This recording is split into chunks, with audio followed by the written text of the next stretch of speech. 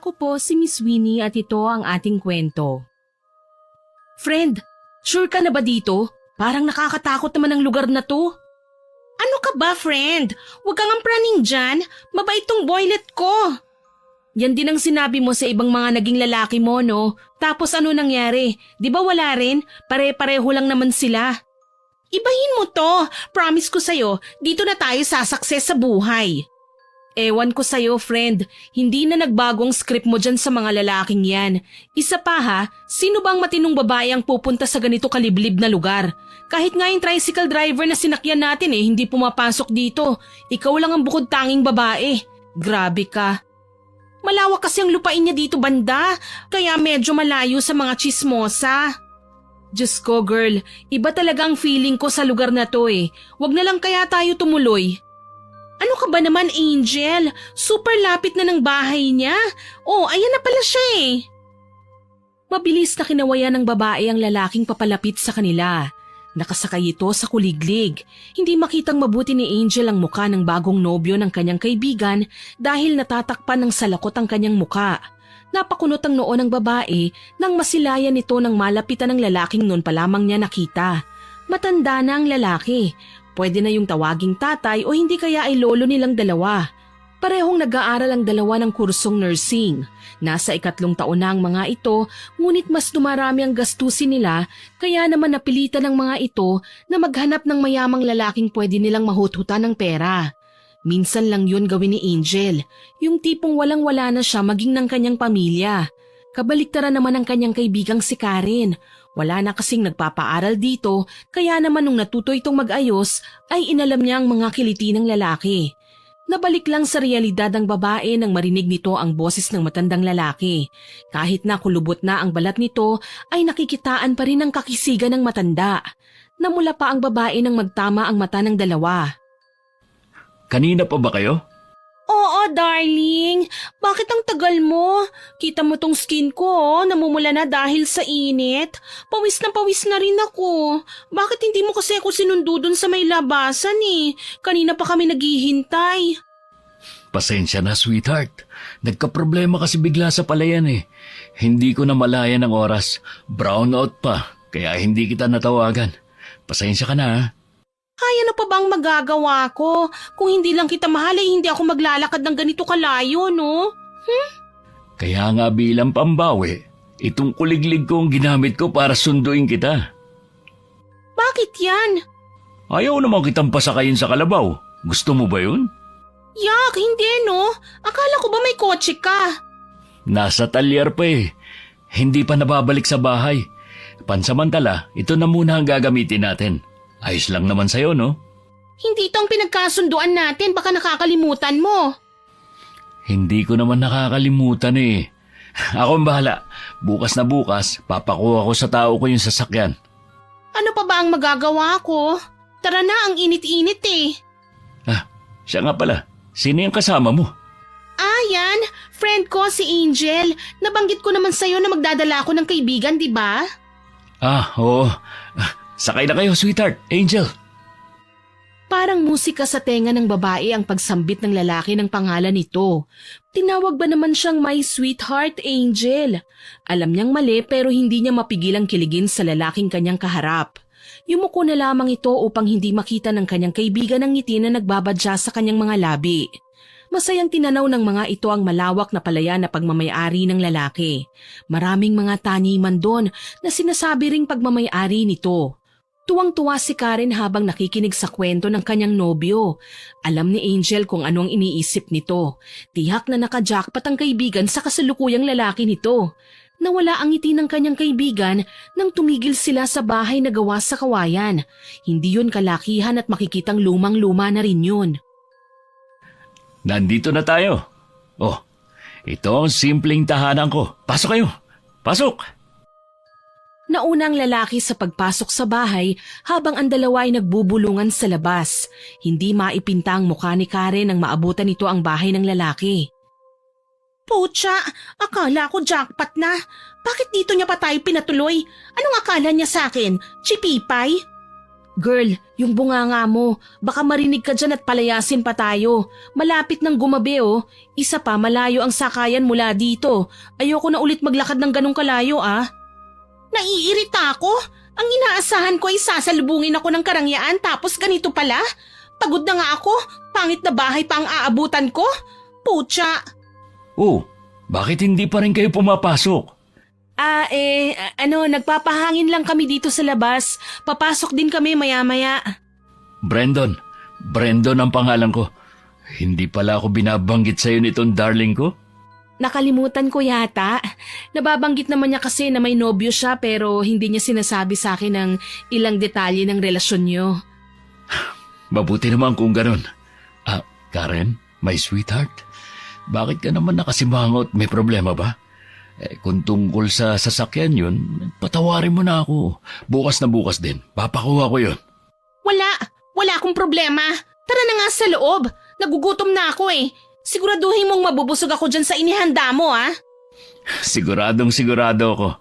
Specialty ko pa naman na niluto ko para sa inyo. 3 putahe pa yun. Adobo, ginataan, tsaka paksiw. Salamat naman at may magandang nangyari sa araw ko.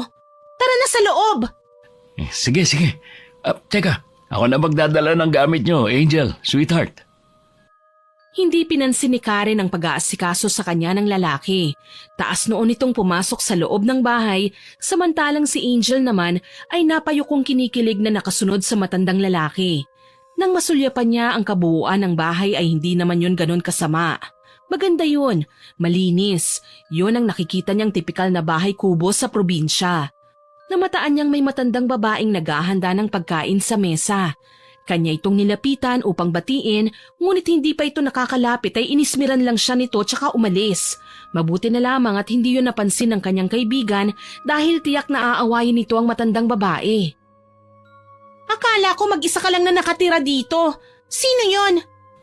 Si Nana Agnes yun, kasambahay ko. Hindi ko naman kayang pagsabayin ng trabaho tsaka ang pag-aasikaso sa bahay. Kaya nandyan si Nana Agnes para tumulong sa akin.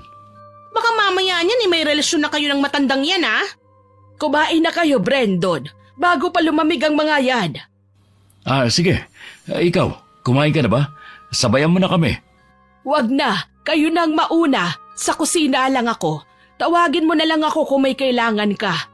Ang sungit ha? Menopause na yan ano? Huwag niyo na lang siyang pansinin. Matagal na siya rito. Hindi siya pala salita kaya magiging maayos naman ang panunuluyan niyo rito. Mabuti naman. Ayoko ng bungangera eh. Nakakasira ng araw kapag ganyan. Friend, ang sabi ay hindi pala salita, hindi bingi. Naririnig ka niya, uy. Ano naman? Aba, wag mo kong irap-irapan dyan ha. Iiwanan talaga kita dito. Subukan mo lang, girl. Nag-aaway na ba kayo? Ganito lang talaga kami mag-usap. Kapag kaming dalawa ang nag-aaway, hindi kami nagpapansinan. Ibang klase talaga kayong mga babae. Baka mamaya niyan ako naman ang ma-silent treatment nyo. Kung wala ka namang ginagawang hindi ko ikakatuwa, bakit naman ako magagalit sa'yo? Sa bagay, hindi naman ako pasaway. Alam mo yan, sweetheart. Napayuko na lamang si Angel nang magsubuan ng dalawang magkasintahan. Sa mga naging karelasyon ni Karen, hindi naman ganun ang epekto sa kanya ng paglalampungan sa kanyang harapan. Yun ang unang beses na nangyari sa kanya ang bagay na yun. Kailangan itong matigil kung anuman ang kalokohang kanyang nararamdaman dahil maling-mali ito. Kaibigan niya si Karen. Inabala na lamang ng babae ang kanyang sarili sa pagsasandok ng pagkain sa kanyang pinggan. Naramdaman pa nitong may nakatingin sa kanya. Agad nitong tinignan ang dako kung saan may nakatingin sa kanya. Muntik na itong mapasigaw nang magkatitigan sila ng matandang babae na sumilip mula sa kusina. Masarap ang luto mo ha? Paniguradong masisira ang diet ko nito. Yan ang natutunan ko nung una akong dumating dito.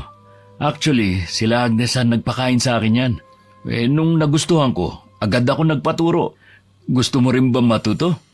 Ay, hindi mo ako maaasahan sa mga gawaing bahay. Kayo ni Angel ang magkakasundo dyan. Siya ang mahilig magluto. Talaga ba? Ano ba ang paborito mong lutuin, Angel? Sinigang ang paborito kong kainin at lutuin. Pero sabi nila masarap ako magluto ng kare-kare. Gusto kong makatikim ng luto mo minsan. Mahilig din si Agnes magluto eh. Subukan niyo mag-usap. Marami kang matututunan sa kanya. Sige, susubukan ko. Mukhang marami naman kayong ingredients dito kaya hindi na ako mahihirapan. Friend, dahan-dahan ka sa pagkain baka lumobo ka bigla ah. Ang sarap kasi. Ikaw kaya dyan, tikman mo lahat ng ulam. Sobrang sarap nitong manok ko.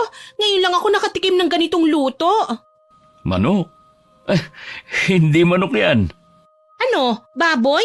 Wag mo nga akong pinaglololo ko. Kung baboy ito, sana nag-Bicol Express ka na lang. Hindi yan baboy o manok. Palakayan. Ito naman, masyado mo naman akong pinapasaya sa compliment mo eh. Ano? Palaka? Paunahang tumakbo si Angel at Karen sa kusina upang iluwa ang kanilang kinain. Tinusok pa ni Karen ang kanyang lalamunan upang iluwa ang pagkain. Mabuti na lamang at iilang subo lang si Angel kaya hindi ito nagtagal sa kusina. Maluha-luha pa siyang tinignan ng kaibigan na hindi pa rin natatapos sa pagsusuka. Agad itong nilapitan ni Brandon tsaka hinimas-himas ang likod. Anong nangyari? Allergic ka ba sa palaka? Ano sa tingin mo? Sarap na sarap ka naman sa luto ko ah. May hindi ka ba nagustuhan? Yung palaka mismo, Brandon. Ano ka ba? Papakainin mo kami ng palaka sa buong pananatili namin dito? Matagal na kaming kumakain ng palaka. Wala naman nangyari sa amin ah. Ay pwes, ngayon ay may mangyayari sa'yo kapag puro palaka ang papakain mo sa amin. Hindi mo man lang kami sinabihan na palaka pala yan? Baka kung saan pa nang galing yan at kung ano pang kinain yan, edi namatay kami. Palakang bukid naman yan eh. Malinis yan. Nakakain. Anong tingin mo sa akin? Papatayin kita? Lalasunin? Darling, hindi ako ganyan. Nagtanong ka man lang sana kung kumakain kami niyan. Alam mo naman na hindi kami laking probinsya. Pasensya na kung ganon. Hindi na mauulit. Magluluto na lang ako ng ibang ulam. Pasensya na kayo kung hindi nyo nagustuhan ang putahe namin dito. Mas mabuti pa nga, Nana Agnes. Pakibilisan na lang at baka nagugutom na sila. Huwag ka mag-alala sa sobrang naluto mo. Ibibigay ko kay Luis ang iba bukas. Ang iba naman, kakainin ko. Saan ang kwarto namin? Hindi na ako kakain. Baka mamaya ay palaka o kung ano na naman ang makita niyong ipakain sa amin. Samahan ko na kayo sa mga kwarto nyo. Mabuti pa, magpahinga na muna kayo. Magkakatay na lang kami ng manok. Kailangan niyong kumain. Kakatukin namin kayo kapag kakain na. Inirapan lang ni Karen ang lalaki sa sinabi nito. Hindi na ito nag-abala pang kunin ang kanyang mga dalang gamit na nagkalat sa sala. Alam ni Angel na hindi ito naggagalit-galitan pa. Hindi naman kasi nila inaasahan na papakainin sila ng palaka sa araw ding yun. Walang nakapagsabi sa mga ito na ganoon ang buhay sa probinsya. Ayaw isipin ng babae na nasa tiyan niya na ang iilang parte ng karne ng palaka. Pakiramdam tuloy nito ay parang masusuka na naman siya habang iniisip ang nangyari sa kanila. Pinigilan na lamang nito ang gusto niyang gawin at tahimik na sinundan si Brandon na kinukulit-kulit ang kaibigang patawarin na siya nito. Dinala sila ng lalaki sa tig-isang kwarto na kaagad na pinasukan ni Karen. Hindi na siya hinarap nito maging ang lalaking kumukulit sa kanya. Pasensya ka na, Angel ha. Hindi ko sinasadya. Honest mistake yan. Sa tingin ko si Karen lang ang kailangan mong kausapin. Ayos lang ako, hindi naman ako nakakain ng marami. Palalamigin ko na muna siguro ang ulo niya. Ayoko naman dagdagan pa. Gayong hindi pa nga kayo nakakaisang oras sa bahay ko. Pasensya na talaga. Sige, magpahinga ka na muna dyan. Sige, maraming salamat. Nang makapasok ang dalaga ay inilibot nito ang kanyang paningin sa loob ng kwarto. Maliit lang yon, gawa sa kawayan ng lahat, pero ang ikinatuwa ng babae ay ang bintana na nakikita ang kabuuan ng palayan. Bilog na bilog ang buwan sa langit, kaya kitang-kita nito ang mga dahong sumasayaw sa ihip ng hangin. Narinig din nito ang tunog ng mga palaka sa palayan. Napangisi si Angel sa nangyari sa kanila. Kaya naman pala mahilig kumain ng mga tao roon ng palaka dahil napakarami nito sa palayan. Tahimik ang buong lugar. Tanging kalansing ng mga gamit sa kusina ang gumagawa ng ingay maliban sa natural na ingay ng paligid. Matapos mag-ayos ay lumabas ito ng kwarto upang kumustahin ang kaibigan. Kumatok muna ito ng dahan-dahan tsaka pumasok. Nakasubsob ito sa unan. Ang mga dala nitong gamit ay hindi pa nito naaayos. Friend, kamusta ka? Suko ka na kagad? Ayoko na dito. Ayokong kumain ng palaka habang buhay Baka hindi naman palaka ang lagi nilang kinakain dito. Konting tiis lang. Hindi ba't ginusto mo to? Hindi ito ang inaasahan ko. Sa pagkakaalam ko mayaman siya. Hindi ganito. Isang araw pa lang suko ka na. Paano ang tuition mo? Isang taon na lang igagraduate ka na. Paano na lang, friend? Maraming lalaking baliw sa akin, Angel. Hindi ako magtitiis dito. Subukan mo lang. Wala namang mawawala sa'yo Baka mag-iba ang ihip ng hangin. Kapag hindi ay tumakas na tayo. Sige, pero sa ngayon makisama ka na muna ha. Ilang beses mo na tong ginagawa. Ngayon ka pa ba susuko? Mahigpit siyang niyakap ni Karen tsaka humagulgol. Tahimik lang na inalo ni Angel ang kaibigan. Kung kaya lang sana niyang tulungan ng kaibigan sa usaping pera, ay hindi na nito kukonsintihin ng kaibigan sa ginagawa nila. Maging siya kasi ay sa mayamang lalaki rin lumalapit kung walang-wala na ito. Maya-maya pa ay marahang kumatok sa kanilang kwarto na sinundan ng isang tinig. Boses yun ni Nana Agnes. Malamig ang boses nito na nagbigay ng kakaibang kaba sa kanila. Mga madam, kumain na ho kayo. Nagluto kami ni Brendo ng tinola at pritong manok. Salamat, Nana Agnes. Lalabas na lang kami kung gutom na kami. Lumabas na kaya tayo? Kanina pa ako gutom na gutom Ikaw talaga kahit kailan?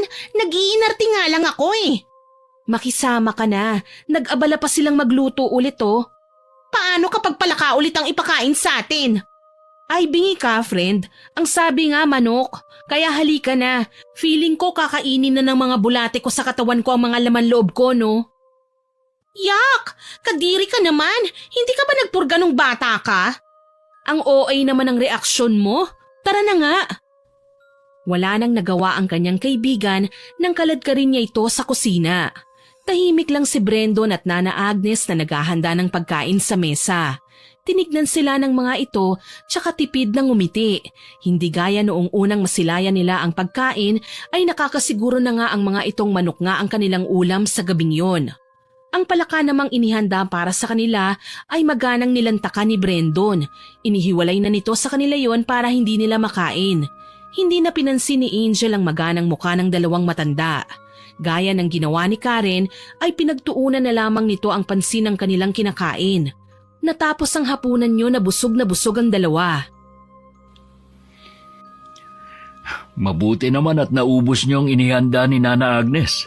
Akala ko may matitira pa kinabukasan Bakit? Wala ka na bang maipapakain sa amin bukas? Kung puro palakanan naman yan mabuting bukas na bukas din ay umuwi na kami. Sweetheart naman, ang sinasabi ko lang, masaya akong naubos niyo ang inihanda namin, ganun lang yun.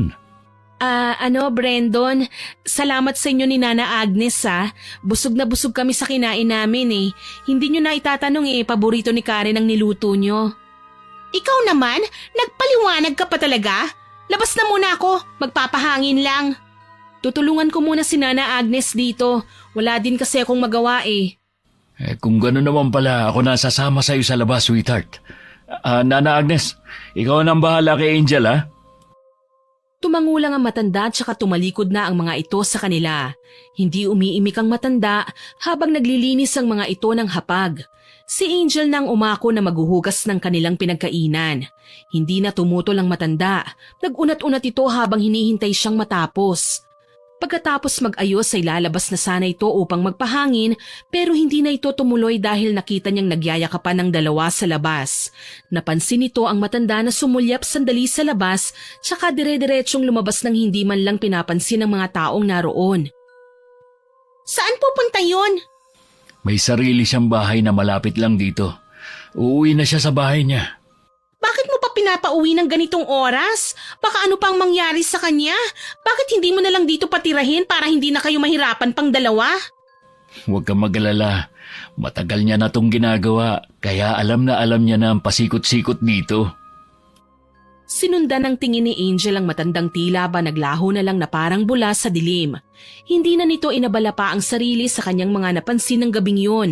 Kinaumagahan ay nagising na lamang si Angel dahil sa ingay sa labas ng bahay.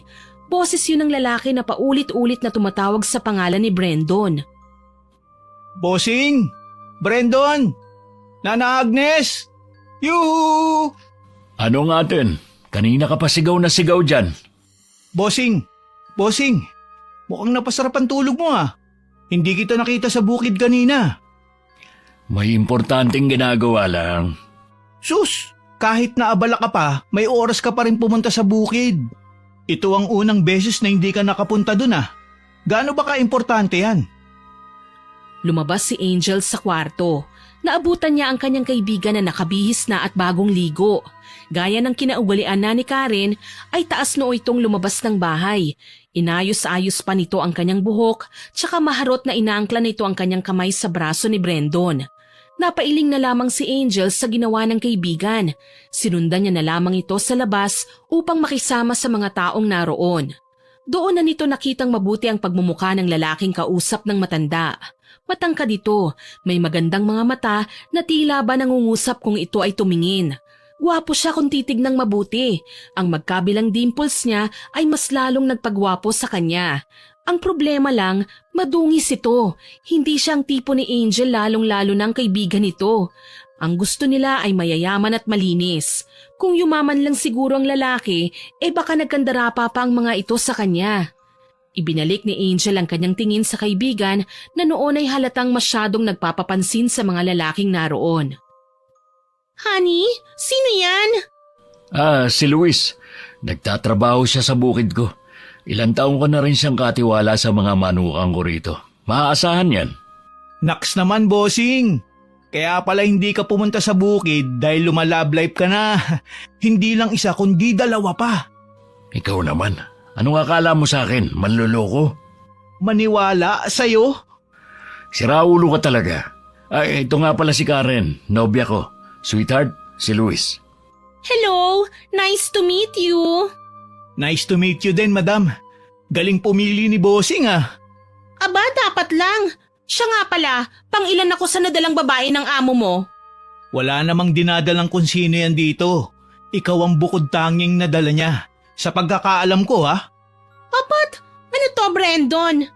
Si madam naman. Wala namang dinadala dito si bossing. Sus at pagtatakpan mo pa? Hindi ah. Wala naman talagang dinadala si bossing na kung sino dito. Maiba nga tayo. Sino tong kasama mo? Kapatid mo? Kaibigan ko si Angel. May nobyo na yan kaya huwag ka magkakamaling manligaw sa kanya. Naku, wala pa nga basag ka na agad, Luis. Hanip naman yung babae mo, bossing. Mapanakit. Nagsasabi lang ako ng totoo. Masyadong mataas ang standard niyang kaibigan ko, no? Gaano ba kataas? Nang masungkit ko naman. Halakhakan ng mga kalalakihan ang nangibabaw sa tahimik na umagang yon.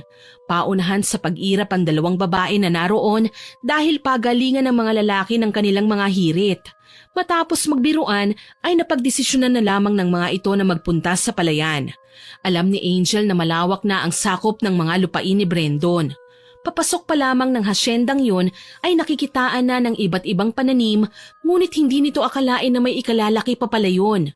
Swerte ang kanyang kaibigan ngunit tila hindi nito nagustuhan ang paglibot sa palayan ng mga oras na yon.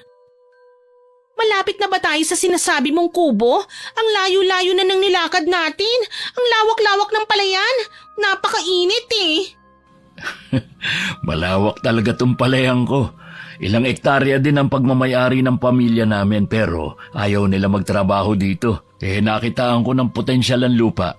Kaya naman, yung ilang lupain na pagmamayari ng ibang magsasaka na malapit dito, binili ko na rin. Sayang din kasi at hindi naman nila tinataniman ang mga gulay o prutas. Ibang klase ka talaga, bossing. Kahit nga yung iilang magsasaka ay iniwan na ang lugar na ito dahil wala naman daw kwenta at pangit ang tubo ng mga tanim dito. Mali lang kasi ang paraan ng pagtatanim nila. May proseso kasi yan. Hindi naman lahat ay minamadali, hindi ba, darling? Nakikinig lang si Angel sa kwentuhan ng dalawang lalaki habang bagot naman ang kaibigan niya. Kung hindi pa ito nilingon ni Brandon ay hindi pa ito magkukunwaring hindi nayayamot. Narinig din kasi ng babae ang paminsan-minsang reklamo nito sa putik na halos dumihan na ang kanyang suot.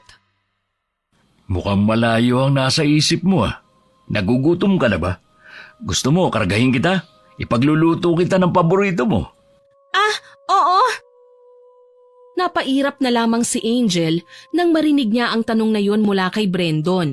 Sa isip ni Angel ay hindi dapat ganon ang maging reaksyon niya, ngunit iba ang gustong iparating ng puso nito. May kukunting kirot at inggit itong nararamdaman. Habang naglalakad sa pilapil ng palayan ay bigla na lamang itong nakatapak ng malambot na bagay na gumagalaw. Nang tignan niya ito ay halos magtatalo nito sa katitili. Ay, palaka! Palaka! Ayoko ng palaka!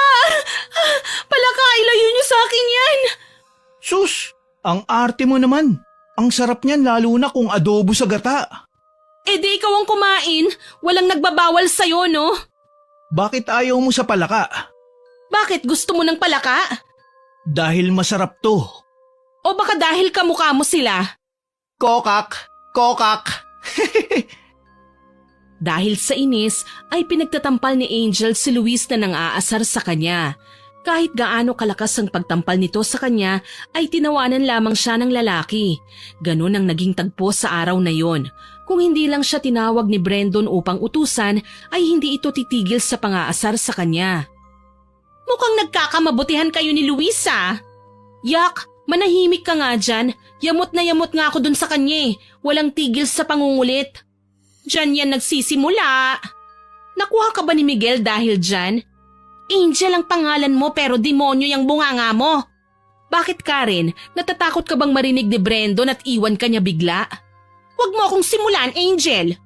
Nagbibiro lang naman ako eh. Ikaw naman napakaseryoso mo. Kapag nagkaleche-leche ko dito dahil sa bunganga mo, dadalhin talaga kita sa kangkungan. Tinawanan lang nito si Karen na nakabusangot ang muka habang nagtitipa sa kanyang hawak na cellphone. Napaismid si Angel. Kung hindi ang bunganga niya ang magpapahama kay Karen, ay tiyak ang babae na mismo ang lalaglag sa kanyang sarili. Paniguradong kinakamusta nito ang nobyong si Miguel sa lungsod. Matagal-tagal nang magkasintahan si Karen at ang lalaki. Walang alam si Miguel sa ginagawa ng nobya. Ang alam lang nito ay magbabakasyon sila sa kamag-anak nila sa probinsya. Siyempre, kasabwat na si Angel sa panlolokong yon. Bakit ba kasi hindi mo nalang hiwalayan niyang si Miguel? Mayaman naman si Brendo, no? Kayang-kaya kanyang bilhin.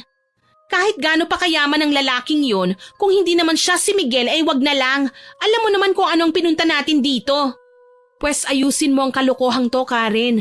Alam kong diring-diri ka na sa lugar na ito pero paano naman ako, hindi ba? Ibang pinag-usapan natin kaya sana naman tubarin mo kung anong napagkasunduan. Naghahanap lang ako ng tamang tiyempo. Hindi ko naman mabibiglang hututan siya ng pera. Sasagot na sana si Karen nang mamataan niya ang dalawang lalaki na kumakaway sa kanila habang naglalakad sa pilapil. Kasalukuyang nasa kubo kasi ang mga ito na nasa dulo ng palayan. May dalang basket ang dalawa. Paniguradong pagkain ng laman ng basket na yon dahil nag-request si Karen ng kakanin. Napatanong pa ito sa dalaga kung sino ang nagtitinda ng kakanin sa gitna ng palayan. Inirapan lang siya nito, ngunit ang dalawang lalaki na ang nagpresentang bibili. Matagal ba kayo naghintay? Ano sa tingin nyo? Ang sabi nyo 10 minuto lang nandito na kayo. 10 minuto ba ang sabi namin? Sa pagkakaalala ko kasi ay 10 minuto ang paglalakad namin dyan sa pilapil. Puro ka talaga salita. Bakit hindi ka nalang manahimik? Eh bakit mo ko inaaway? Bakit hindi ikaw ang pumunta dun para malaman mo na hindi madaling maghanap ng kakanin na gusto nyo? Oh, mag-aaway pa eh. Pagsaluhan na nga natin to. Masarap gumawa ng kakanin si Aling Mirna. Mabuti na lang at naabutan namin siya sa bahay nila. Nilalako kasi niya yung mga paninda niya eh. Maraming salamat, Brandon. Naabala pa namin kayo. Bakit kay bossing ka lang nagpapasalamat? Isa din ako sa naghanap, no? Bakit ikaw ba ang bumili? Ako ang bumili, pero pera ni bossing. Napakamot pa sa ulo nito ang lalaki, tsaka patawa-tawang kinuha ang supot ng kakanina na sa loob ng basket. Tinignan ni Angel ang walang imik nitong kaibigan. Napairap na lang siya sa kanyang isip nang hindi man lang nito pinansin si Brendo na nakatitig sa kanya. Siniko niya ito ng marahan, kaya naman napatingin siya sa kaibigan na naiinis. Pinagtaasan niya na lang ito ng kilay, tsaka sinenyas ang pansinin si Brendon. Ibinalik nito ang malanding tingin at pagpapaawa niya sa lalaki. Darling, nasa na yung pagkain ko?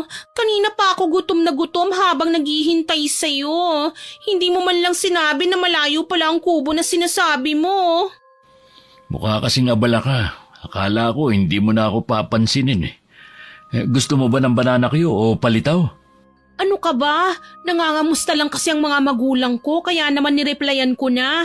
Mabuti na lang at may signal banda rito. Sweetheart, pwede ba habang magkasama tayo, huwag kang gagamit ng cellphone? Gusto ko kasing masolo ka. Ayaw ko na may kahati ako sa atensyon mo. Kahit na abala sa pagkain si Angel, ay nasa dalawa pa rin ang pandinig nito. Kailangan niyang mapigilang magkamali ang kaibigan. Kung hindi magawa ni Karen ang makipaglandian sa lalaki, ay ito na ang gagawa. Kayang-kaya niya yun lalo na't alam niyang madaling matukso ang mga lalaki. Ang hirap naman buksan ito. Pwedeng patulong, Brendon? Ako na. Aabalahin mo pa sila eh. Ang dali-dali lang naman yan, madam. Ayoko sa'yo. Baka duraan mo pang pagkain ko eh. Brendon, please naman oh. Pwede bang buksan mo to? Anong nangyayari sa'yo, Angel? Sirain mo na lang ang supot. Ako na. Hindi ko alam na ganito pala kayong tatlo kasakit sa ulo. Bakit nadamay ako, bossing? Hindi ba dapat? Ang bait-bait ko kaya. Kahit siguro tulog eh hindi. Pinigilan ni Brendo ng binatang sumagot pa rito. Kung hindi ay paniguradong aabuti ng gabi ang pagbabangayan ng dalawa. Gaya ng kanyang naunang plano ay kay Brendo nito nagpatulong sa pagtawid sa maputik na palayan. Kahit na nakita nito ang nagtatakang mukha ng kaibigan ay hindi naman niya ito pinansin. Tinutuloy-tuloy pa nito ang pagpapapansin kay Brendon. Iba ang dating ni Brendon sa mga lalaking nakilala niya kaya naiintindihan nito kung bakit ito ang napili ng kaibigan. Anong ginagawa mo, Angel? Akala mo ba hindi ko napapansin yung pagpapansin mo kay Brendon? Bakit? Ano bang ginagawa ko? Para din naman sa atin tong ginagawa ko ah. Kung makupad kang kumilos, ako ang kikilos. Pareho naman nating mapapakinabangan ang ginagawa ko eh. Ako na ang bahala. Bakit nakikialam ka pa rin? Ako na nga ang gagawa ng paraan eh. Hindi ko planong magtagal dito, Karen. Gagawin ko ang plano sa paraan mo o sa paraan ko. Tandaan mo kasama ako sa plano na ito. Matapos ang usapan nilang yon ay napansin naman ni Angel ng mga sumusunod na araw ang pagbabago ng kaibigan. Mas lalo itong lumapit kay Brendon na mas ikinatuwa naman ng lalaki. Si Angel naman sa kabilang banda ay pinili na lamang na makipaglapit ang loob sa matandang babae. Dahil hilig din ito ang pagluluto at hindi naman ito nahirapang kausapin ng matanda. Sa araw kasing yon ay nagluluto ang dalawa ng pananghalian nila. Laing yon tsaka pritong isda. Hindi nito alam kung saan nanggaling ang isda dahil sobrang layo naman ang dagat sa lugar nila kaya hindi nito maiwasang magtanong sa matanda. Mahal ba ang isda kung bibilhin sa bayan? Siguro, hindi naman ako lumalabas eh. Hindi ba kayo pumupunta sa bayan? Ano naman ang gagawin ko doon? Mamili ng mga kakailanganin nyo dito. Hindi ko kailangan yan. Nandito ang mga kailangan ko sa paligid at wala sa bayan. Hindi ako pinapayagan na lumabas. Ha? Bakit naman? May batas ba dito na bawal lumabas? Huwag mo nang alamin ang mga bagay na yan. Wala ka namang balak na magtagal dito, hindi ba? Oo naman. Kailangan kong umuwi. Last na talaga, Nana Agnes. Kung hindi ka ang bumili ng isda, sino? Mukhang sariwang-sariwa pang mga ito ah. Si Luis. Si Luis lang ang pinapayagang pumasok at lumabas sa lugar na ito. Anong ibig niyong sabihin? Hindi na natapos pa ng mga ito ang kanilang usapan dahil pangiting-iting pumasok ng kusina si Luis. May dala itong iba't ibang prutas. Pawisan ng lalaki pero hindi nabawasan ng kagwapuhang taglay nito. Napatampal na lamang ng noo si Angel nang maisip niya ang bagay na yun. Mukhang narinig ko ang pangalan ko ah. Ano ang pinag-uusapan nyo? Chismoso ka talaga. Sus! Crush mo lang ako eh. Hiwalayan mo na lang kasi ang nobyo mo para ako na lang ang pumalit. Asa ka, hugasan mo na lang yung mga prutas na dala mo. Masusunod, kamahalan. Luto na ba ang ulam? Napakapatay gutom mo talaga, no? Walang palaka dito. Bakit? Palaka lang ba ang kaya kong kainin? Malay ko sa'yo, tiyan ko ba yan? Mahilig kang magbanggit ng palaka eh. Porke ba binabanggit ko, paborito ko na kagad? Siyempre, mukhang palaka ka na nga eh. Sus, aminin mo na lang na crush mo ako. Hindi naman ako magagalit eh. Hindi na nito pinatulan pa ang lalaki dahil pumasok sa kusina ang dalawang magkasintahan habang magkahawak ang mga kamay. Pangiti-ngiti pa ang mga ito tsaka magiliw na nagpaalam sa kanila na aalis dahil kakain daw ang mga ito sa labas. Nagkibit balikat na lamang ang tatlong natira sa bahay. Napaismid si Angel habang tinatanaw ang papalayong bulto ng kaibigan. Agad nitong nakuha ang ibig sabihin ni Karen mula sa kinikilos nito. Ayaw niyang maagaw sa kanya si Brandon. Makasarili ang babae pero tuwang-tuwa si Angel sa ginagawa ng kaibigan. Mukhang tayo ang mabubusog sa ulam na to ah. Tamang-tama, matagal na rin akong hindi nakakakain ng isda. Magtira pa rin tayo sa kanila at baka magutom pag uwi. Hindi yan, Nana Agnes. Kilala mo naman si Bossing. Ayaw nun na nagugutom tayo pa uwi. Ah, siya nga pala madam. Alam mo ba kung saan sila pumunta? Anong pakialam ko? Kumain na nga tayo. Masarap tong niluto namin ni Nana Agnes. Malaki ang ngisi ni Angel habang kinakain ang pagkaing niluto nila. Hindi dahil sa tuwa kung hindi dahil sa inis sa kaibigan. Hindi nito akalaing ginagawa siyang kompetisyon ng kaibigan. Bumuo ito ng plano sa kanyang isipan. Kung yun naman pala ang gusto ng kaibigan ay handa siyang makipaglaro dito. Kinabukasan ay hindi nito inaasahang nakabusangot na muka ang madadatnan niya sa hapag ng umagang yon. Ngumisi ito tsaka humigop ng kapeng ginawa ni Nana Agnes. Kumusta ang lakad niyo kagabi? Hay nako, wag ka nang magtanong pa, naiinis lang ako lalo.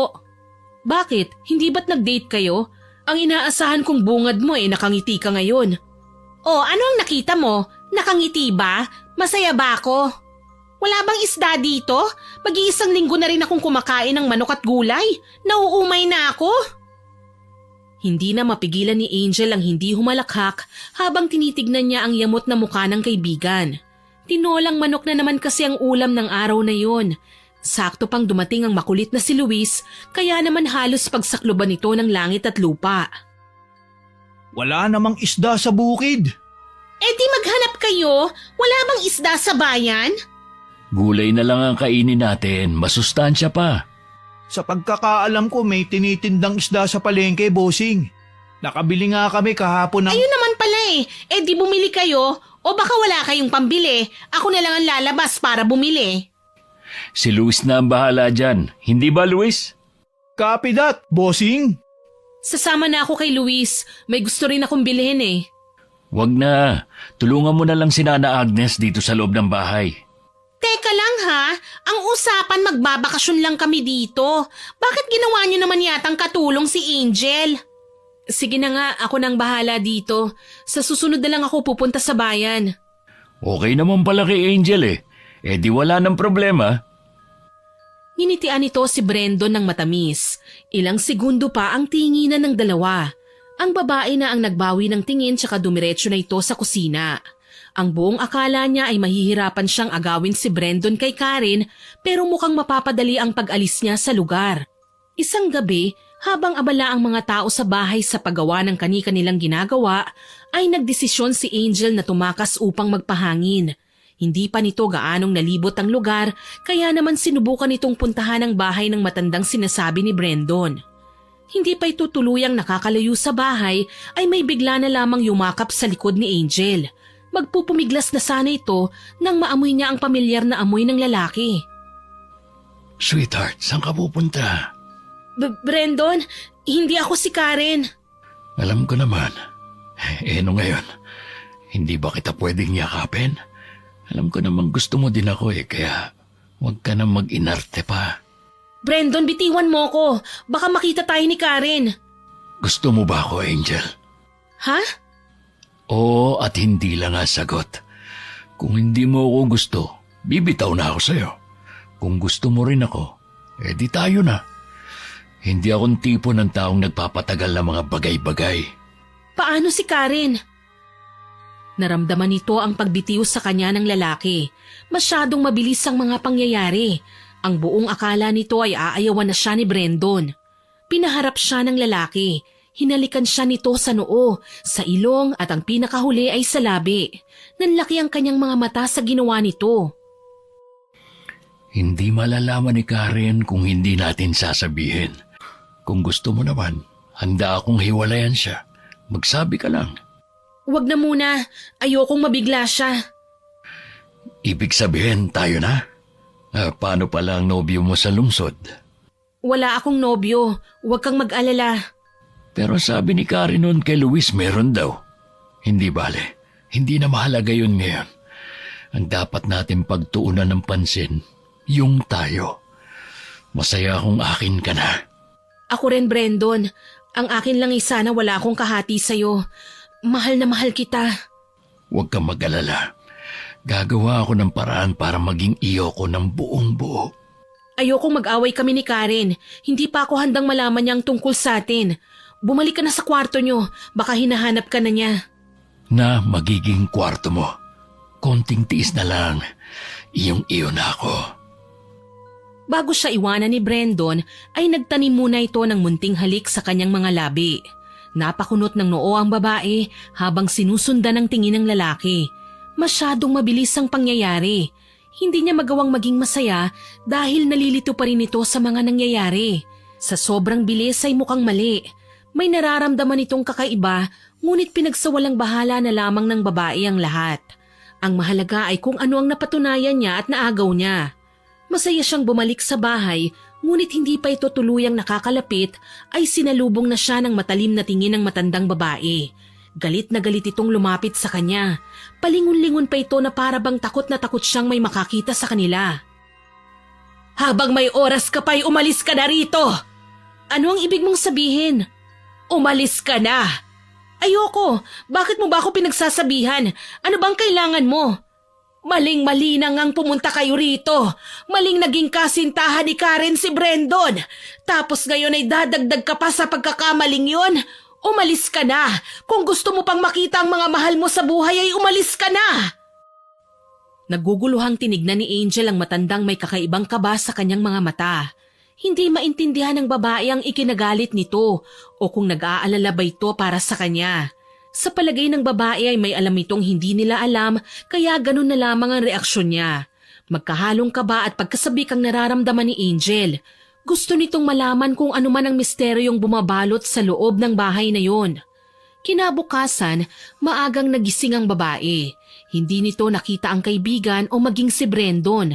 Naiinis man ay pinagpasalamat na lamang ni Angel na naroon si Luis para kausapin siya. Himala at tahimik ang bahay ah. Nasaan sila? Hindi ko rin alam eh. Bakit ka nandito? Anong hanap mo? Wala. Si Bossing lang. May pinapagawa kasi siya sa akin ngayon pero kung wala naman siya dito, aalis na ako. Ayokong makipag-away sa'yo. Sandali lang. May gusto kong itanong sa'yo eh. Oo, single ako. Walang sabit. Ikaw lang ang laman ng puso't isip. Boom! Kilig! Ha? Hindi kita maintindihan. May iba nga tayo. Gaano katagal mo nang kakilala si Nana Agnes at Brandon? Ang random mo naman magtanong. Hindi mo pa pinansin ang banat ko ah. Sagutin mo na lang. Teka, mga ilang taon na rin kasi ko dito. Kaibigan kasi ng tatay ko si Bossing, kaya nakapagtrabaho ko rito.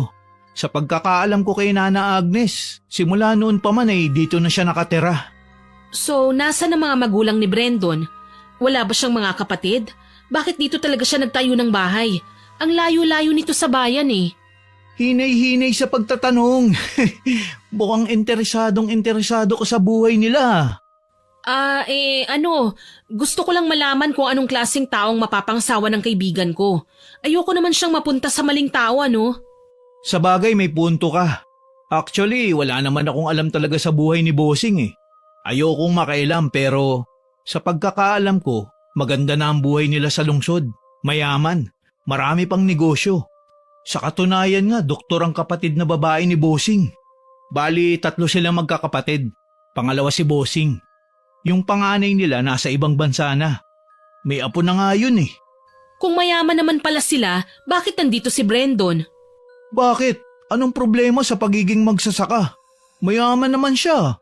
Siya nga ang pinakamayaman dito. Lokohin mo na ang lelang mo, wag lang ako. Pinapalakas mo pa yung amo mo eh. Nakita mo naman yata kung gaano kalawak ang taniman ng palay, maging ng mga gulay dito. May mga manok panabong din siya na milyon din ang halaga. Mas tahimik dito sa bukid, kumikita ka. Nakakakain ka kahit walang perang nilalabas dahil maraming tanim dito sa paligid.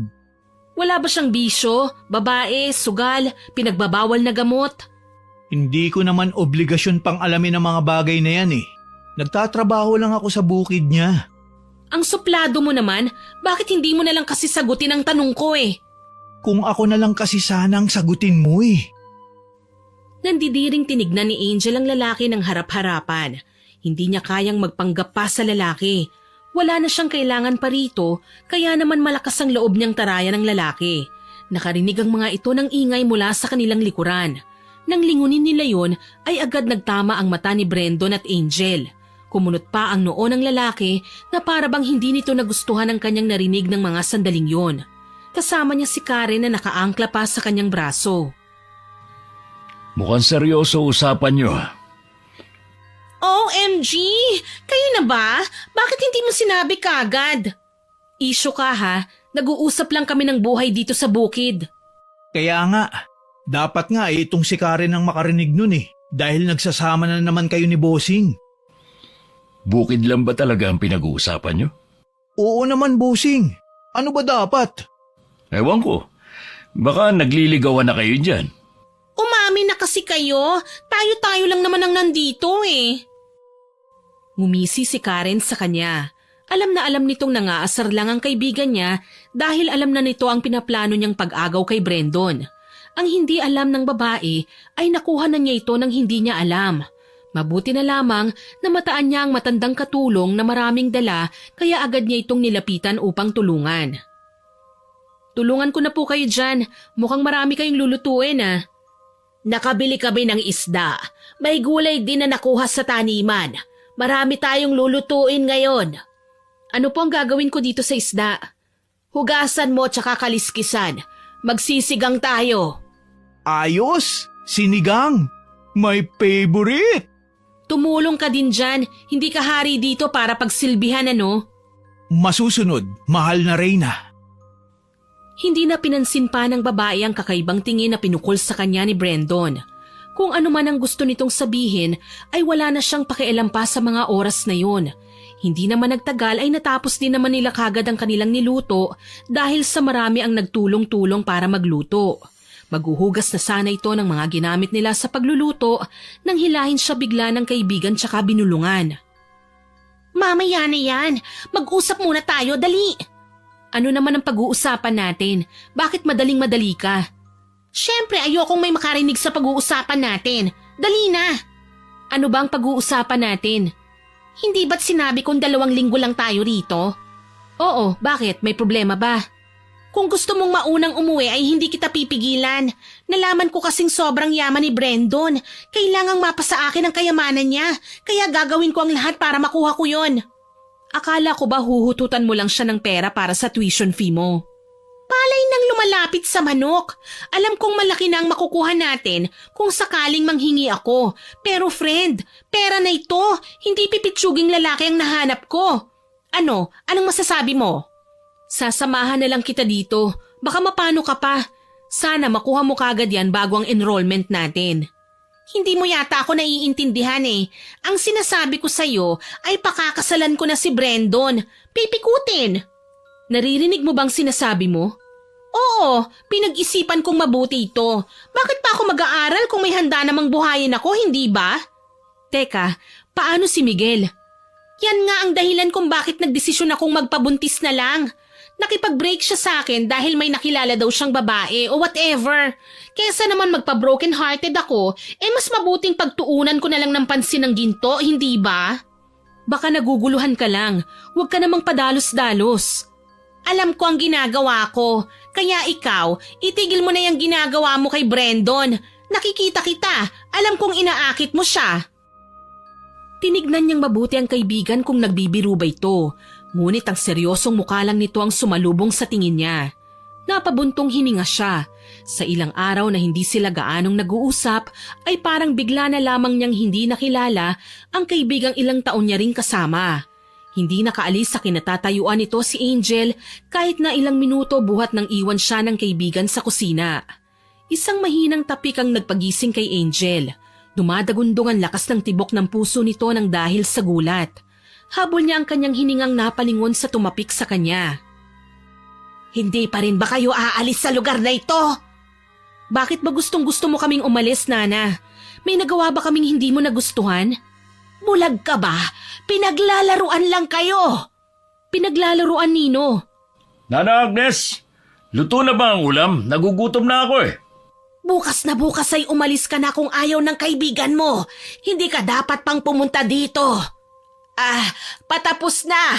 Magsasandok na ako ng kanin, Brandon. Ibinalik ng matanda ang matalim na tingin nito sa kanya na para bang napakalaki ng kasalanang ginawa nito. Kung nagsabi lang sana ito sa kanya ng dahilan ay baka sumagi pa sa kanyang isipan na umalis na nga sa lugar na yun. Sa kasalukuyan kasi ay marami pa itong kailangang gawin. Isa na doon ay kung paano tuluyang makamkam ang buong yaman ng lalaking papalapit sa kanya. Anong pinag-uusapan niyo ni Nana Agnes kanina? Wala naman. Hindi naman mahalaga yun eh. Kumusta ang lakad niyo kanina? Bakit hindi mo sagutin ang tanong ko? Ano ang sinabi sa iyo ni Nana Agnes? Nagtanong lang ako sa kanya tungkol sa mga isda, kung saan niya nabibili, kasi hindi ko naman siya nakitang lumalabas ng hasyende. Anong sinabi niya sa'yo? Wala siyang sinabi. Ayaw niya nga akong sagutin eh. O ikaw, ano naman ang nangyari sa inyo? Mukhang tuwang-tuwa si Karen ah. Naikwento ko lang sa kanya ang tungkol sa pamilya ko. Gusto kasi niya makita ang mga kamag-anak ko eh. Oh, bakit naman nalungkot ka? Ipapakilala naman kita sa kanila eh. Bibisita mo ngayon dito sa susunod na araw. Anong sasabihin mo? Kaibigan ng nobya mo o kabit mo mismo? Ang bunganga mo. Baka may makarinig sa'yo. Bakit, Brandon? Natatakot ka na bang malaman ni Karen? Nang hindi ito makasagot ay inismira na lamang siya ng dalaga. Hindi na ito nagulat pa kung malaman niyang mas pinili nito ang kaibigan kesa sa kanya. Ganun naman kasi palagi kaya naman kahit na alam na nito ang totoo ay may parte sa kanya na gustong angkinin si Brandon. Lumabas na lamang ito sa kusina papuntang balkonahin ng bahay kung saan naabutan niyang nag-uusap si Luis at Karen. Naniniwala ka ba sa barang? Barang? Ano yun? Hindi ko pa naririnig ang salitang yan. Yung parang may ginagawang orasyon sa'yo. Minsan makakaramdam ka ng pananakit ng katawan kahit wala ka namang ginagawa. Ibig sabihin may gustong manakit sa'yo. Naniniwala ba kayo sa mga ganyan? Anong petsa na? Wala nang ganyan. Turo sa akin ng lolo at lola ko sa tuhod, kung pakiramdam mo ay kinukulam ka, kumuha ka lang daw ng asin, tubig, kandila sa kaplanggana. Pagkatapos patakam mo lang daw ng kandila ang planggana na may tubig. Kung may larawan ka daw na makikita sa planggana, ibig sabihin ay kinukulam ka. Ang babaw naman ng explanation mo. At least alam mo nang gagawin kung sakaling barangin ka. Kung totoo man yan ay wala ka namang sinabing pangontra.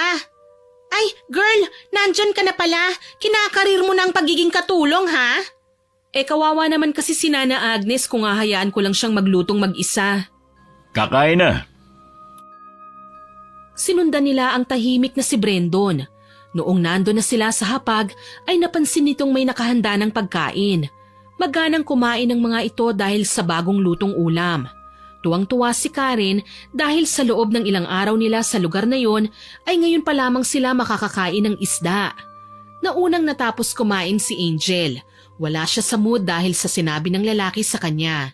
Hindi niya maintindihan ang sarili kung bakit ganun na lamang ang pagnanais nitong manatili sa buhay ng lalaki. Pumunta ito sa hardin na hindi na gaanong naaalagaan. Nakahanap ito ng punong masisilungan. Ilang minuto siyang nakahiga doon. Tanging ang huni ng ibon ang kanyang narinig sa paligid. Napamulat ito ng mata nang marinig niya ang marahang boses. Wala itong narinig na mga yapak, kaya nagulat itong may tao pala sa kanyang harapan. Pwede ba tayong mag-usap? Ang buong akala niyang pag-uusap lang ay napunta sa isang bagay na pagsisisihan niya ng lubos. Saksi ang mga bulaklak sa hardin sa matamis na kasalanang nagawa nilang dalawa. Ang buong akala niya ay walang makakaalam ng kataksilang ginawa niya, ngunit nagulat na lamang ito nang bigla niyang maramdamang may humila sa kanyang buhok habang nagluluto. Aray! Aray, ano ba? Ahas kang babae ka? Matapos ang lahat ay aahasin mo ang boyfriend ko? Anong ibig mong sabihin? Huwag ka nang magmaang-maangan pa. Akala mo ba hindi ko alam na may nangyari sa inyo? Ahas ka! Ahas! Hindi ko siya inahas sa'yo, Karen. Nagmamahalan kami ni Brandon. Nagmamahalan? Pwe, alam kong gusto mong makuha ang lahat ng yaman niya. Ayaw mo talagang maghati tayo dahil gusto mo talagang angkinin ang lahat. Sakim ka, Angel. Sobrang sakim mo. Hindi mo naiintindihan, Karen. Iba ito. Ibang-iba ito. Iba si Brandon sa mga lalaking nakarelasyon ko. Wala akong pakialam sa yaman niya. Siya lang ang kailangan ko. Hindi kita maintindihan, Angel. Huwag kang magpanggap na ang linis-linis mo. Ikaw nga nagturo sa akin na gamitin ng mga lalaki para sa pera nila. Sinabihan na kita noon, hindi ba? Minahal ko ang dati kong nobyo pero anong sabi mo? Hindi ako mabubuhay sa kanya at pinaniwalaan naman kita. Kasi mahirap lang siya, Karen. Alam kong gagawin mo ang lahat para magsama kayo pero paano ka? Paano ang buhay na pinangarap mo noon? Walang-wala ka, Karen. Hindi kayo magtatagal ng lalaking yun. Kaya pala ngayon ay inaagaw mo kung ano ang akin. Dahil ano? Dahil mayaman si Brandon? Ahas ka talaga? Lahat ng meron ako ay para din sa'yo. Anong nangyari ngayon sa inyo ni Miguel? Pinaniwalaan mo ba ako noon nang sabihin ko sa'yong lolokohin ka lang ng lalaking yun? Labas na si Miguel sa kung ano ang meron tayo ngayon. Ang galing mo rin, ano? Sinabihan na kita pero inahas mo pa rin? Napalunok si Angel ng laway dahil sa kakaibang kaba na kanyang naramdaman. Paano niya nasabing mahal niya ang lalaki? Naalala niyang humanga ito noon sa angking kakisigan niya pero wala naman siyang balak na mahalin ang lalaki. Pera lang ang habol nila dito noon pa man. Hindi niya maintindihan kung bakit napunta sila sa punto na mag-aaway ang mga ito ng dahil sa isang lalaki. Yon ang unang beses na nangyari yon sa dinami-dami nilang nagawang kagaya ng bagay na yon. Hindi ito makasagot sa kanyang kaibigan. Tinitigan niya itong mabuti. Napakunot ang kanyang noo. Dumadagundong ang boses ng matandang babae nang sumigaw ito sa kanila. Tumigil na kayo! Walang silbi ang pag-aagawan nyo sa lalaki! Walang panalo! Pareho kayong talo! Wala akong pakialam sa kung ano man ang sasabihin ng matandang kagaya mo. Labas ka sa problema namin! Umalis ka nga! Nakakatuwa, ano? Ganyan-ganyan din ang sinabi ng huling babaeng dinala niya rito. May tipo siya. Palaban kaya mas natutuwa siyang paglaruan kayo. Ako nga ang dapat na magpalaya sa inyo dito eh. Bakit? Sino ka ba? Ano ka ba sa buhay ni Brandon? Bakit? Sino ka ba? Katulong ka lang naman ah. Ako ang mahal niya. Nakakatuwa kayo pareho. Hindi kita maintindihan, Nana Agnes.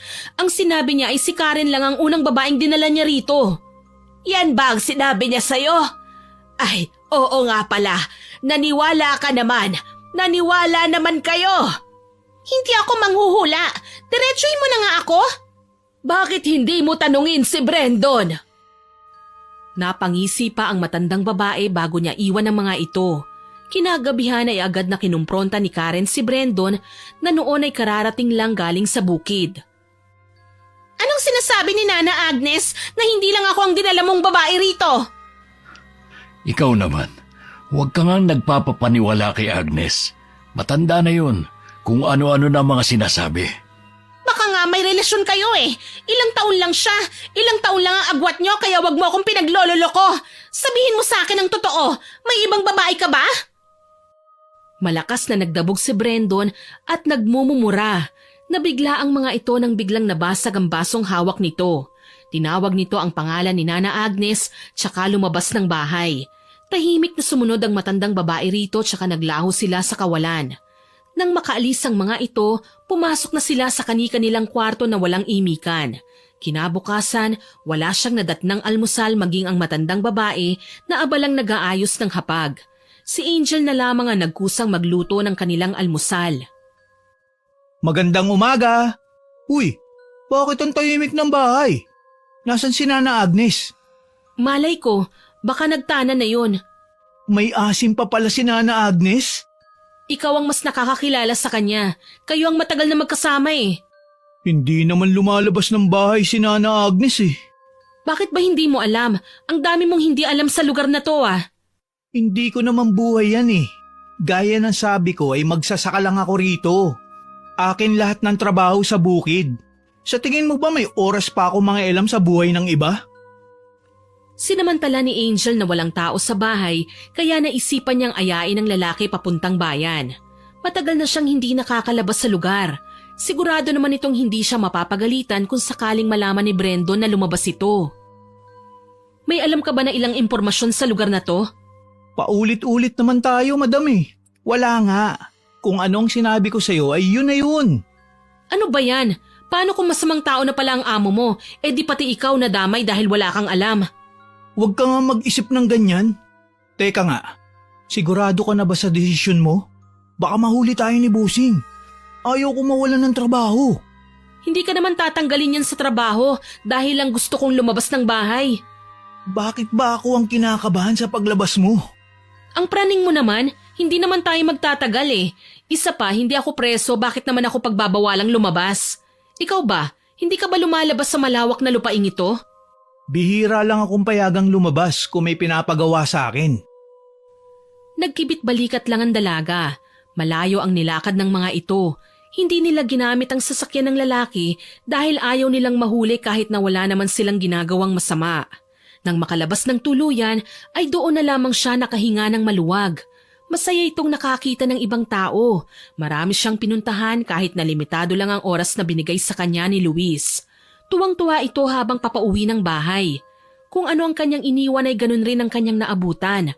Wala si Nana Agnes, maging si Brendon. Ilang araw din naging ganun ang tagpo ng buhay niya. Madalang din kasing lumalabas si Karen sa kwarto nito. Isang araw, nagulat na lamang ito nang makita niya ang matandang babae na naghahanda ng kanilang pagkain. Nagtataka ito sa biglaang pagbago ng matanda. Anong nangyari sa'yo, Nana Agnes? Bakit nangayayat ka yata? Nagkasakit lang. Grabe, ang sakit ng ulo ko. Para akong naduduwal. Huwag mong sabihing nabuntis ka. Bruha, hindi pa naman ako nakakaisang buwan dito. Imposible namang mabuntis ako. Hindi ka ba nakikinig nung nagtuturo tungkol dito? Imposible ka nang makalabas sa lugar na ito. May sinasabi ka, Nana Agnes? Ang sabi niya, hindi na raw tayo makakaalis sa lugar na to. Bakit nga ba hindi pa tayo payagan umalis ni Brendon? 2 linggo lang dapat tayo dito eh. Ewan ko ba sa taong yon? Ayaw na ayaw niyang umaalis ako sa lugar na to. Teka nga, bakit mo ba ako kinakausap? Friends ba tayo? Sorry na, ang gusto ko lang naman ngayon ay makaalis na sa lugar na to. Ikaw lang ba? Gusto ko na ring umalis. Pero kung buntis nga ako, tiyak na matutuwa si Brendon. Napalingon ang mga babaeng naroon nang makarinig sila ng malakas na pagbukas ng pinto kasunod ng pagkalaglag ng mga gamit. Buntis ka? Buntis ka! Sa wakas may tagapagmana na ako! Hindi pa ako handa maging nanay. Ayokong maging losyang. Nag-aaral pa ako. O bakit mo pa kailangan mag-aral? Nandito na lahat sa bukid. Hindi mo na kailangan pa magutom. Hindi lang naman pagkain ang mahalaga eh. Ayokong mabulok dito sa bukid. Ayokong pumangit. Naiintindihan mo ba ako? Anong gusto mong mangyari? Ang umalis na. Gusto kong magtapos ng pag-aaral. Hindi ako handang iluwal ang batang ito.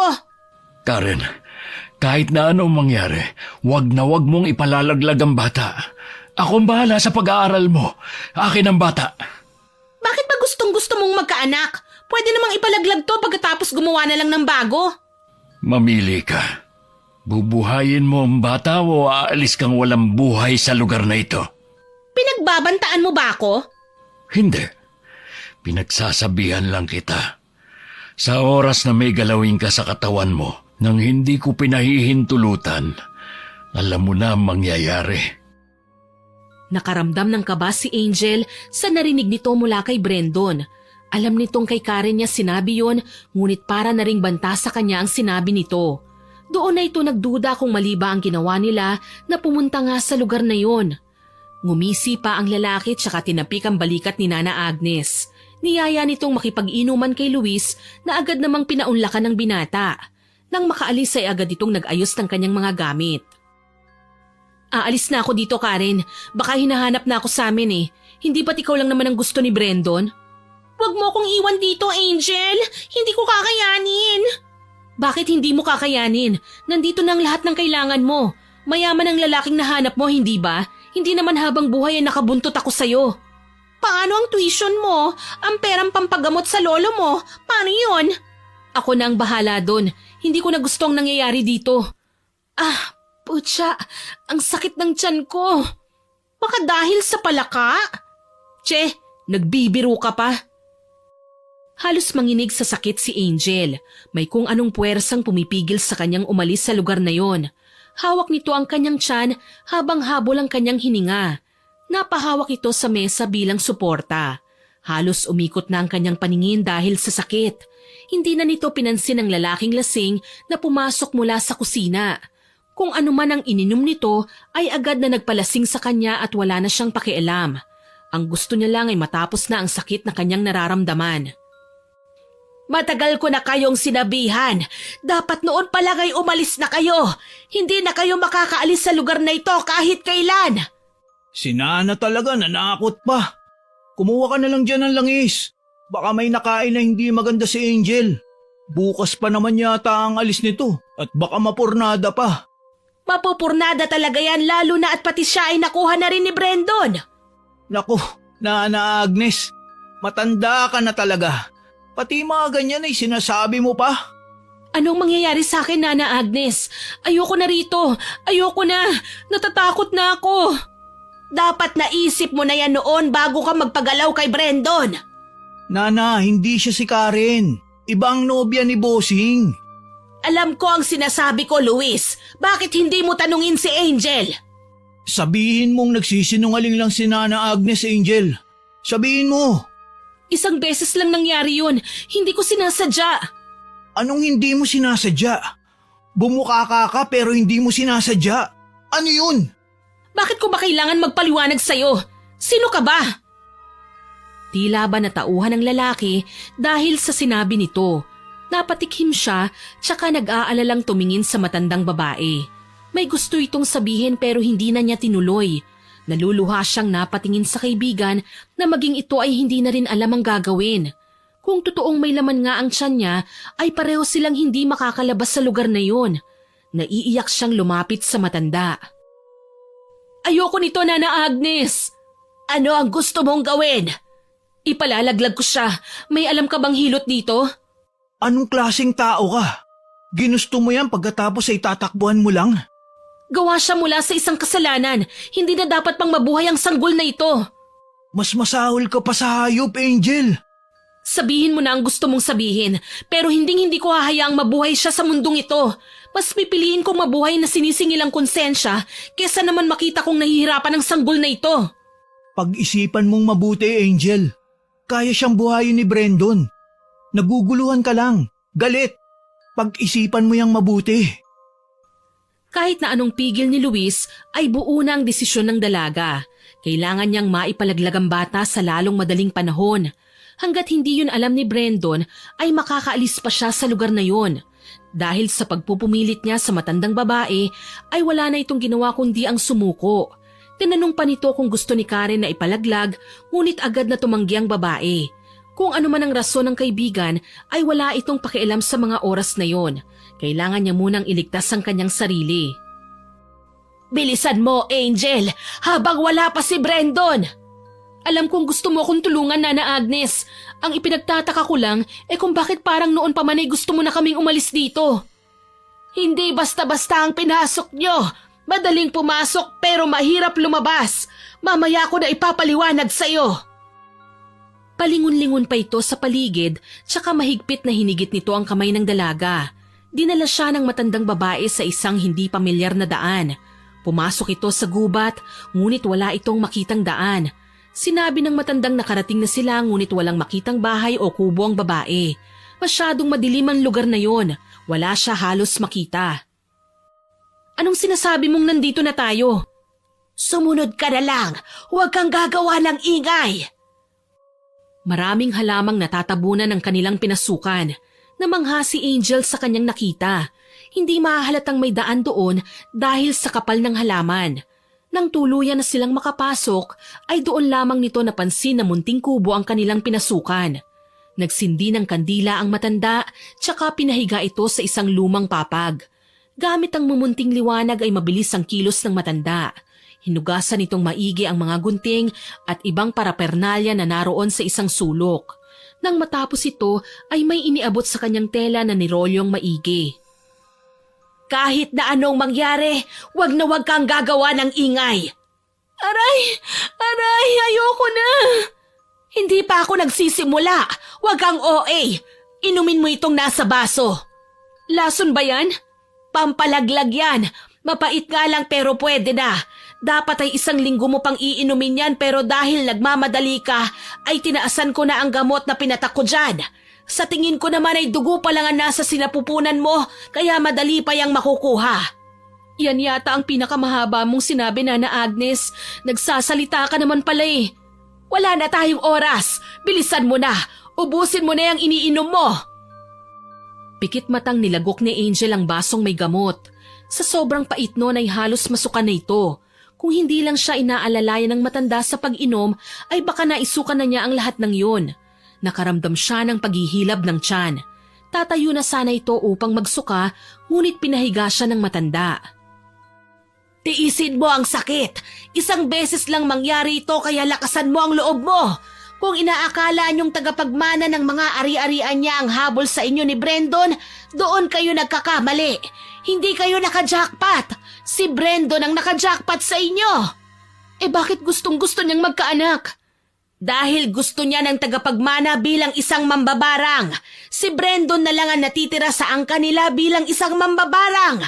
Kailangan maisali ng kapangyarihan ng barang sa mismong dugo nito. Nag-iisang anak na lalaki lang si Brandon.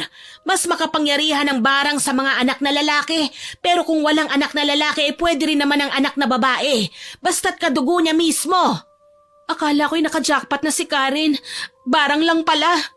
Yan ang sinasabi ko. Kaya, aray! Aray! Tapos na, nakuha ko na ang dugo ng sanggol sa sinapupunan mo. Magpahinga ka na dyan. Bukas ng umaga na tayo babalik sa bahay. Dahil sa sakit ay hindi na namalaya ni Angel na nakatulog na pala siya. Nagising na lang siya nang marahan siyang yugyugin ng matandang babae. Nang bumangon siya ay pakiramdam niyang nakalutang siya sa hangin. May ibinigay sa kanya ang matandang babae, 1 inumin. Hindi gaya ng nagdaang gabi ay hindi na yon mapait. Bumuti ang kanyang pakiramdam pero nararamdaman pa rin nito ang sakit sa ibabang parte ng kanyang katawan. Dahan-dahan silang naglakad pabalik ng bahay. Kinakabahan man ay hinarap nito ang nag-aabang na si Brandon sa labas ng bahay. Saan ka nang galing, Angel? Nagpasama lang ako kay Nana Agnes na libutin itong taniman niyo. Mabuti naman kung gano'n. Teka, mukhang hinang-hina ka. Napagod lang ako sa kalilibot. Sobrang lawak kasi nito eh. Naku, napakaswerte ng anak niyo ni Karen. Alam mo bang masaya ako magkakaanak na ako? Kung may nabuo tayo, huwag kang mag-aalangang magsabi sa akin, ha? Pananagutan kita. Pananagutan ko kayong pareho. Huwag kang mag-alala. 1 beses lang nangyari yon. Alam kong walang mabubuo. Ganun ba? Sige. Teka, narinig ko kay Luis aalis ka na daw. Bakit? Kasi kasi hinahanap na ako sa amin. Mahigit 2 linggo na kasi. Pwede naman yata akong umalis, ano? Oo naman. Basta't nandito si Karen at ang magiging anak namin, walang problema. Tipid nitong nginitian ng lalaki tsaka pilit na naglakad papasok ng bahay. Nakakuha siya ng tiyempo. Napapahayag na niyang lalaki. Kung nalaman siguro nitong magkakaanak din sila, ay paniguradong hindi siya makakaalis sa lugar na yon. Kinausap niya ang matandang babae na bukas din ay aalis na siya. Nagpatulong din siya kay Luis. Huli niyang kinausap ang kaibigang may pag-aalangan ng muka. Aalis na ako mamaya. Iiwan mo na talaga ako? Hindi na ba magbabago ang isip mo? Pasensya ka na, may naghihintay na pamilya sa akin eh. Anong nangyari sa'yo? May tagus ka. Gamitin mo na muna itong pasador ko. Salamat. Ubus na kasi ang napkin ko eh. Hindi ko na kayo nabilhan ng napkin. Hindi na rin naman kasi magagamit ni Karen yon. Hindi ba, sweetheart? Oo. Pwede bang iwan mo muna kami ni Angel? Mag-uusap lang kami. Oo naman, walang problema. Nang makaalis ang lalaki, ay doon na nagsimulang humagulgol si Angel. Niyakap niya ng mahigpit ang kaibigan. Babalikan niya ito kahit na anong mangyari. Babalikan kita. Pangako mo sa aking hinding-hindi mo sasabihin kay Brandon ang nangyari. Ayokong mapahamak ang buhay mo. Hindi ko rin alam kung anong gagawin niya sa akin kung sakaling malaman niyang nangyari sa anak niya. Hintayin mo ko rito. Itatakas kita. Hihintayin kita, Angel. Hindi na natulog pa si Angel ng gabing yon. Hinintay niyang dumating ang madaling araw tsaka umalis.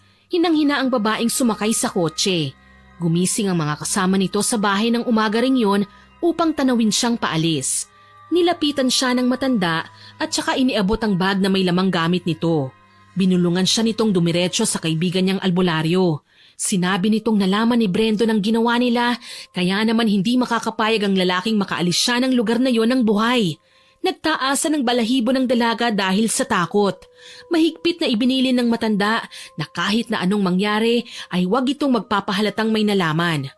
Kumaway pa ang mga ito sa kanya habang nakangiting tumatanaw sa balkonahin nito. Pilit ang ngiting ibinalik niya sa kanila. Nang mapaandar ni Luis ang sasakyan ay agad niya itong pinabilisan. Wala na bang ikabibilis pa ito, Luis?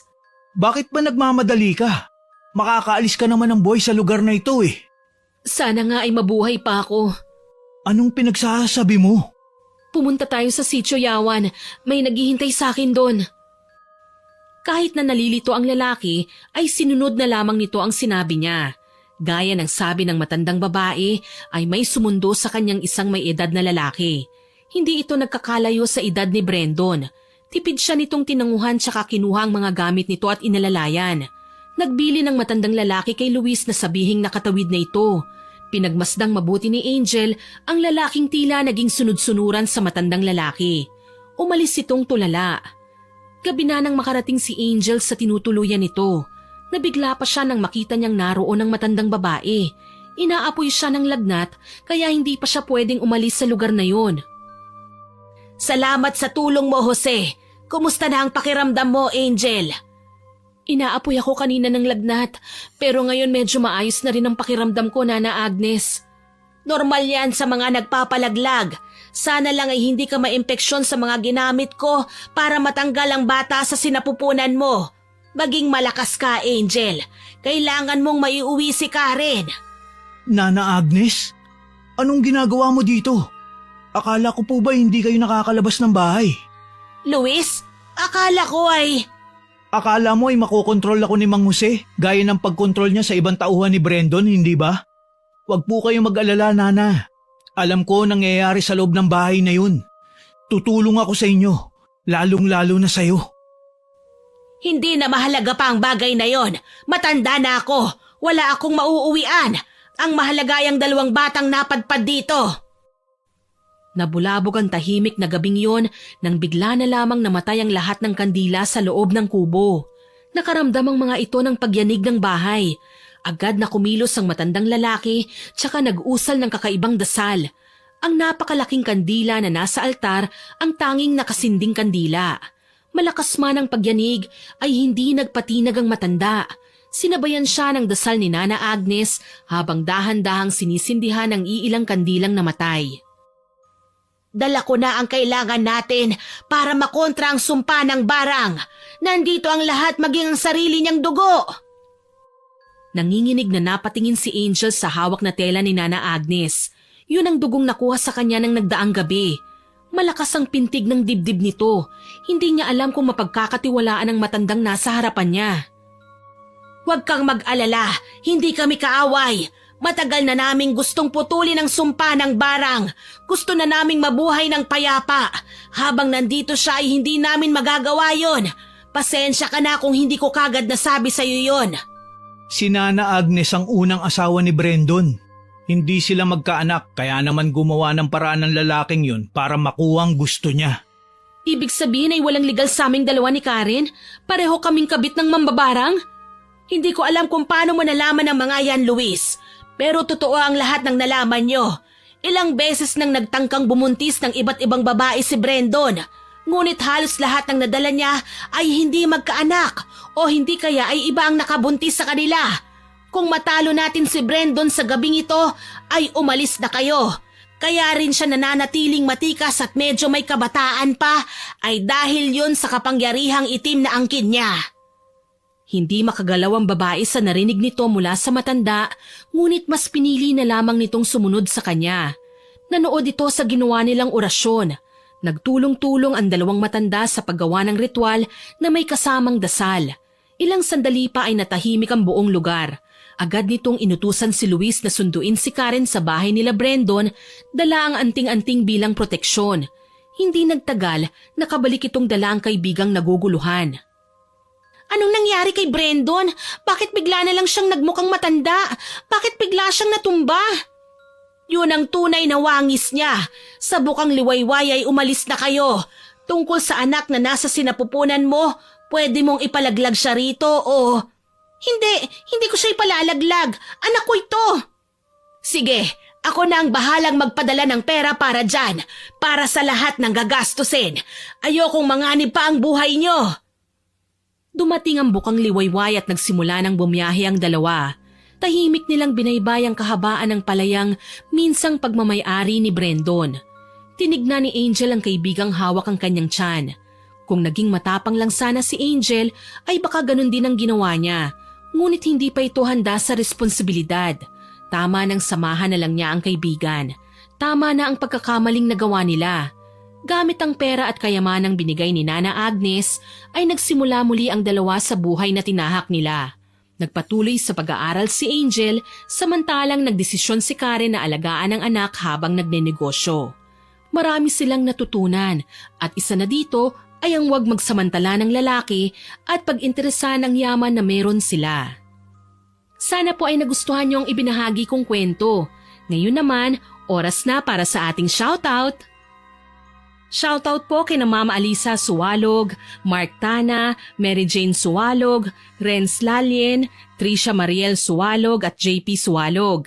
Hello din po kina Ma'am Rizalina Angeles at sa mga anak niyang sina Aris, RR Ronron, Cedrix at Ardru, kay Ma'am Maria Girly Piloton, kay Ma'am Grace Sementera na lagi pong nag-heart sa mga comment niya, kay Ma'am Sara Sahorda, shoutout din po kay Sean Abanco at sa mga anak niyang sina Alwin, Denver at Sean Isaac at sa asawa niyang si Darwin Abanco, kay Gemma Jane Gaugano at sa asawa niyang si Judine Garmay at sa anak niyang si James Skyler Garmay, kay Ma'am Emma Bufete at kay Rhea at Jason Agor, kay Ma'am Monet Rivera at kay Alvin Odyamar na avid listener daw po natin at pampatulog niyang stories natin. Pati na raw po ang malaanghel ko raw pong boses. Nako, salamat po sa papuri ninyo, Ma'am. Kay Ma'am Natividad Toliba, sa mga pamilya Estanyol, De Guzman, Rayoso, Ambrosio, Morada, Garino at Kakalda. Hello po sa inyong lahat.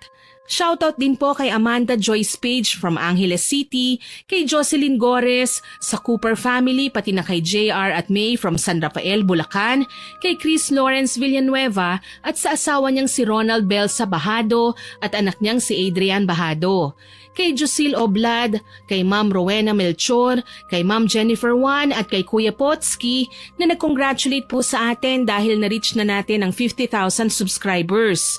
Kay Ma'am Gerlin Picache, kay Ma'am Marilyn Aure, kay Moises Cabase from Batangas City, kay Catherine Bolivar, kay Robbie de la Cruz, kay Ma'am Perlin Tuba, kay Ja Encila, kay Fe Gallinera, kay Ma'am Josefina Fuelias, kay Ma'am Victoria Caingles, At sa mga regular listeners po natin kagaya nila Ate Aya at sa anak niyang si Katniss na masipag daw pong mag-aral habang nakikinig sa stories natin. Kay JD Bicol, kay Ma'am Angelina Ignacio, kay Hiramini, kay Ma'am Raquel Hasigawa at sa husband niyang si Mitsuru, kay Ma'am Estela da Silva at sa mga kamag-anak niya at sa Cabral family, kay Cherry Mukbang ASMR, kay Ma'am Mea Espiritu, kay Kel Rodis at sa buo niyang pamilya. Happy listening po sa inyo dyan. Kay Ma'am Elizabeth Dunca, sa Galedo family, kay Tina Dekit at sa Lamoro at Dekit family, kay Ma'am Pamela Allen, kay Chris Mamado at kay Ma'am Alfreda Alano. Maraming salamat po sa mga nakinig at nag-comment. Abangan po ninyo ang mga susunod ko pang kwento at huwag kalimutang mag-subscribe, like, share and comment sa upload natin. Sasamantalihin ko na rin po ang pagkakataong ito dahil kung hindi po sa inyong lahat, hindi po ako magkakaroon ng 50,000 subscribers. Kaya buong puso po akong nagpapasalamat sa inyong lahat. Ang next goal po natin ay 100,000 subscribers naman po. Kaya hihingin ko pa rin po ang walang sawa niyong suporta.